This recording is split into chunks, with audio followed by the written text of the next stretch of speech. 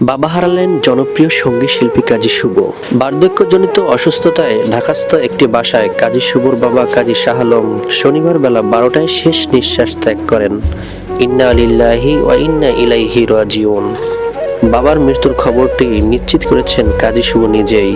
কাজী শুভ গত বছর মাকে হারালেন, 1 বছর ব্যবধানে বাবাকেও হারালেন। কাজী শাহ আলম মারা যাওয়ার পূর্বে 2 ছেলে 1 মেয়েকে রেখে গিয়েছেন, তার ভিতরে কাজী শুভ ছোট। বরিশালের গৌরনদী উপজেলায় দক্ষিণ বিজয়পুর সরকারি প্রাথমিক বিদ্যালয় মাঠে রাত 8টায় তার বাবার জানাজা অনুষ্ঠিত হয়। এরপরে পারিবারিক কবরস্থানে দাফনের কাজ সম্পূর্ণ করা হয়।